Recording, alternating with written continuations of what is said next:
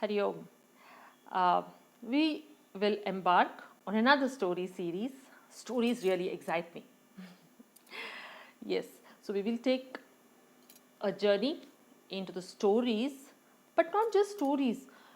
We'll look at the stories which are seen in the Upanishads. Now, what are the Upanishads?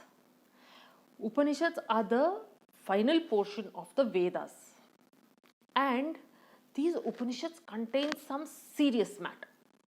It's not simply on how to do a puja or what are the mantras to be chanted, what are the forms of worship. It's not just that. There is a deep science hidden in these Upanishads, and they are truly the essence of the Vedas.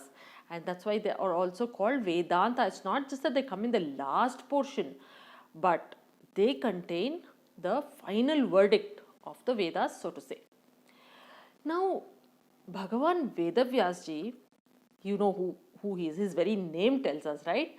Badarayana was his name, and he was referred to as Maharshi Vedavyasa. Now, why Vedavyasa?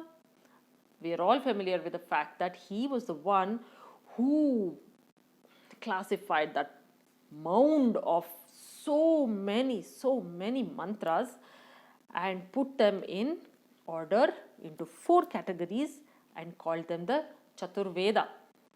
Right? We all know the Vedas: Rig Veda, Yajurveda, Samaveda, Atharvaveda.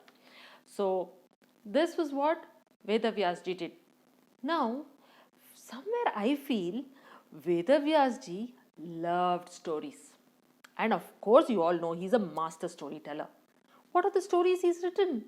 Oh, the most famous, amazing epic, which is even called Panchama Veda, the fifth Veda. And you know what I'm talking of, right? The great epic, the great Mahabharata, right? So he loved stories definitely, because he wrote not just the Mahabharata, but he also wrote the 18 Puranas. And what are Puranas? Puranas are nothing but stories, stories which depict the same concepts that are there in the Upanishads, in the Vedanta, that is depicted in the form of a story. That message is packaged in a story. You know, like when a small child has to be fed medicine and the medicine is slightly bitter, what does the mother do? She mixes it with honey, isn't it? What is honey?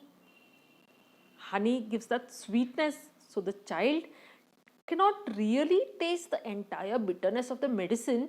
It can mostly taste the honey, but along with the honey, the medicine has gone in. And now the medicine will do its work once it's inside the body, isn't it? Similarly, Vedavyasji knew these concepts are a little tough. You know, one has to pay a lot of attention, listen carefully.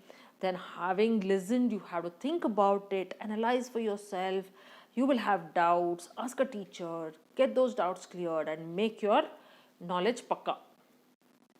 Now, Vedavyasji knew, yeah, there will be some people who will do it, but a majority of people would rather listen to stories. So he said, why not? Right? So I wonder if Vedavyasji got an inspiration from the Upanishads itself for such story writing. Why am I saying this? Because if you see the Upanishads, we have various stories as though, you know, hidden in the Upanishads. While the Upanishads give us the highest knowledge and all of that stuff which takes us to moksha, liberation, and all the big things.